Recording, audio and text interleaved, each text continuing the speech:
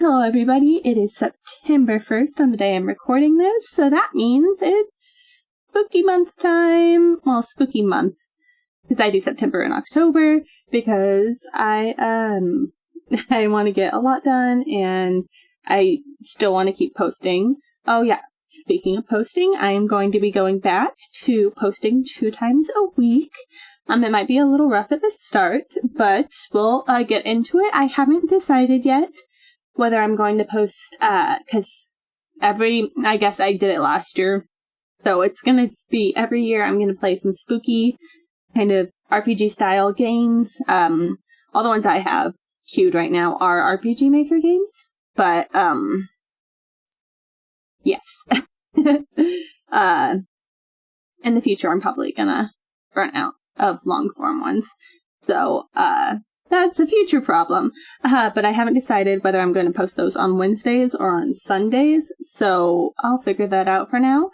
But for today, I am going to be going over something that I got a little carried away on, and it is jump scares. So, let's dive in. All right. So, as you can see, there are a lot of events on this page. And so I'm just going to play it through once, and then I'll go into what the heck this mess is. Obviously, it's not perfect. But, you know, I did what I did. Anyways, hey, the power is out. Stupid storm. What was that? Maybe I should just... Jammed, I thought I put in a work order for this. I have a crowbar in my room, just need to get it, and no. You're acting like a kid. It was just a stupid sound from the storm. Quit being a baby, just call your landlord and have him come deal with the door. Huh? My phone is dead? But it was fully charged when I left work? Well, crowbar it is. Hey, screw this.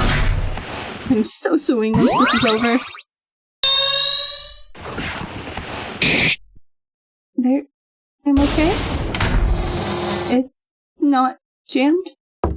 I need sleep. Must be more tired than I thought I was. I don't know what that is. Yeah, that's a glitch. Oh, it's a chair. Oh my goodness. Okay, let's go to bed. Go to sleep. Yeah, sure.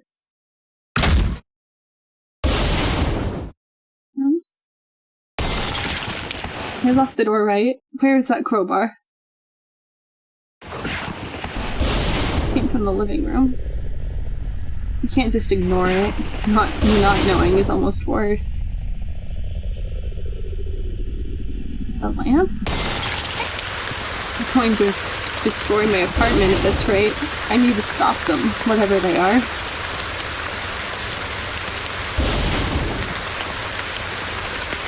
Oh, is that the problem?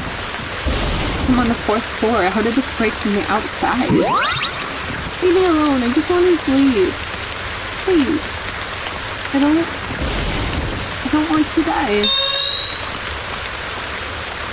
Not on my watch. And then this is where I was like, I don't know how to end this without going into an actual full-length game. So that's where this cat comes in. Yeet. So you know this is all in your head? A demonstration of what you're afraid of? It's time to wake up.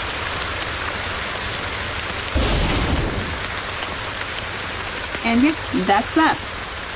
I know the jump scare isn't actually really a jump scare, it's cheesy, but it's demonstrating how it can be done. I just didn't have the wait time set to the proper length. But anyways, let me show you how the jump scare works first. So it shows picture, plays the sound, it moves the picture, it waits 60 frames, then it erases. I need to change that. There we go.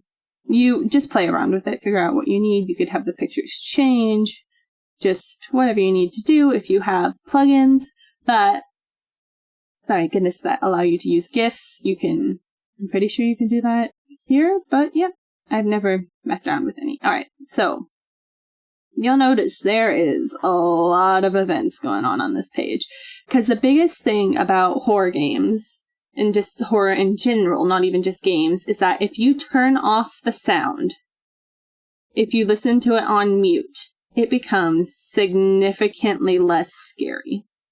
Like, sure, like, if you're watching, like, FNAF on mute, the jump scare may still get you, but it's not as scary, it's more of startling than scary. So what you want to do to make something truly scary is build up the atmosphere. So that's what all of these thousands of ones around here are doing, right? So this is Ambiance L. So I have a random sound set to play. And it only plays if the random variable is set to 4. And then it'll play the sound in the left ear. This is our. And then this one's the same thing. It'll play the sound in the right ear. Hold on. Did I just copy paste that? I did. Hold on, let me fix that. This is supposed to be that one. And then that is supposed to be that one. There we go. Now they'll play at different times. And there's a chance when you go through this, and if you were like playing through this game, there's a chance you will never hear that sound. But there's also a chance you might hear it in the background. You could use something like footsteps that are always just slightly off to the left, or things like that, just to help build the environment and give the main character, more reason to actually be afraid. And if there's actual no reason for the main character to be afraid, then the player's not going to be afraid either. This is the lightning. It's just an endless loop, and then it controls how far apart the thunder and the actual flash of lightning is.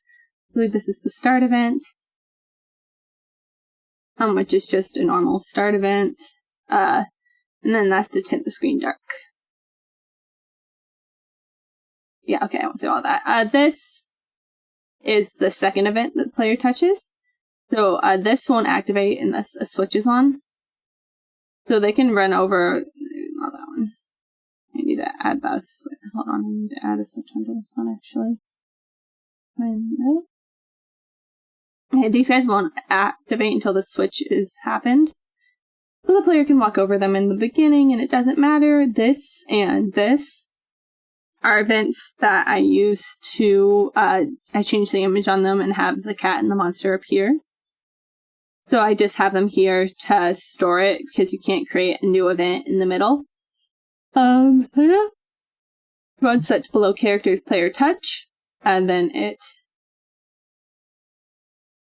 does all of this. Here it has the monster move, and then it loops until it gets to 3 and then goes back.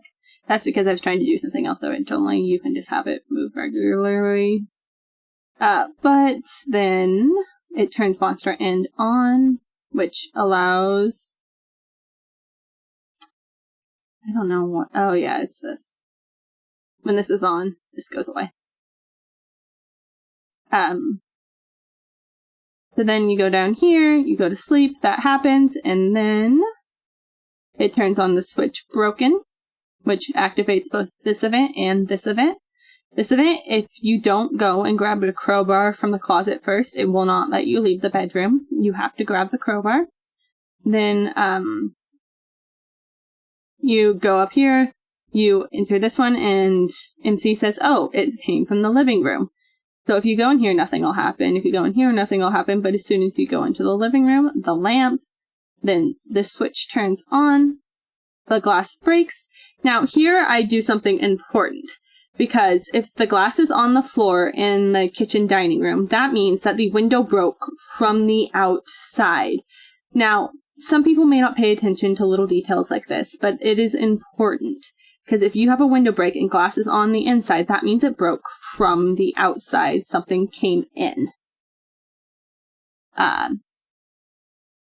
So when window goes on, you hear this event will start playing the rain, but it plays it on a softer volume. So when you get here, it turns the volume up. Here you go, yeah, to 95. Then when you leave, it turns the volume down to 70, but you still hear it. That's part of the atmosphere, and it's like, I'm on the 4th floor. How did this break from the outside? Leave me alone. And then here, if I wasn't just trying to end it, I'd probably have the player use the crowbar. And then they'd leave the apartment and find the entire world kind of infested by these monsters, and each person has their own monster, but I'm not diving into the storyline I made up in my head for this. So yeah, that is about it for jump scares in RPG Maker. I highly recommend if it's a reoccurring jump scare, common events, but I also recommend do not use reoccurring jump scares too much. Like, for having it tied to one specific monster, that's okay. But do not have the same jump scare for every single monster. Other players can become desensitized to it.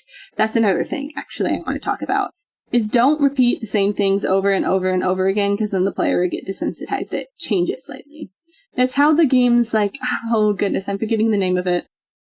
But it's you're walking through the hallway in the house, and there's the 2-story foyer.